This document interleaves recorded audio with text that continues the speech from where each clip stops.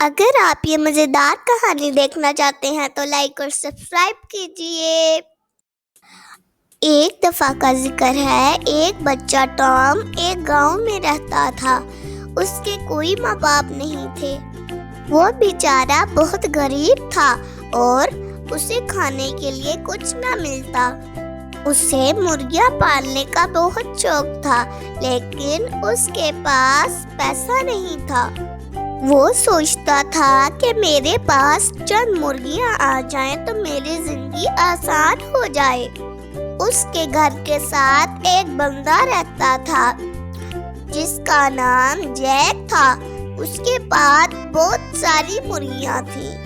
وہ پورا دن اپنی مرغیوں کی دیکھ بھال کرتا رہتا۔ جب جیک نے دیکھا کہ ٹام ہر وقت مرغیوں کی طرف دیکھتا رہتا ہے تو اس نے فیصلہ کیا کہ وہ ٹام کو کچھ انڈے دے تاکہ ان میں سے مرغیاں نکل سکیں۔ ٹام نے وہ انڈے لے لیے اور اس آدمی سے کہا کہ جب میرے پاس پیسے ہوں گے تو میں یہ آپ کو لوٹا دوں گا۔ اب ٹام بہت خوش ہوا اور اس نے سوچا اس طرح تو اس کی زندگی آسان ہو جائے گی۔ کچھ عرصے بعد ان انڈوں میں سے چوزے نکلے اور مرغیاں بن گئے۔ ٹام پورا دن ان کی دیکھ بھال کرتا اور انہیں دانا پوجا ڈالتا۔ ایک دن انہی میں سے ایک مرغی نے سونے کا انڈا دے دیا۔ ٹام بہت خوش ہوا اور اب وہ امیر ہونے والا تھا۔ مرغی ہر روز سونے کا ایک انڈا دیتی۔ اب ٹام نے وہ انڈا جا کر جیک کو دیا اور اس کا احسان اتار دیا۔ اب ٹام مرغیاں کا ایک بہت بڑا فارم بنانے والا تھا۔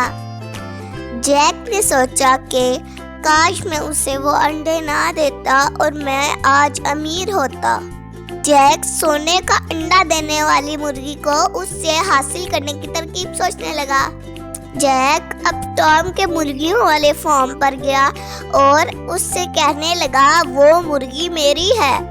تم ایک انڈا دے کر کیا سمجھتے ہو کہ وہ مرغی تمہاری ہو گئی؟ تو ٹام نے کہا کہ اس کا فیصلہ عدالت میں ہوگا۔ اب جیک عدالت میں گیا اور کہنے لگا کہ وہ مرغی میری ہے۔ تو ٹام نے کہا کہ اس نے مجھے وہ انڈے تب دیے تھے جب میں غریب تھا۔ یہ تو میری خوش قسمتی ہے کہ ان میں سے ایک ایسی مرغی نکلی کہ وہ سونے کا انڈا دینے لگی۔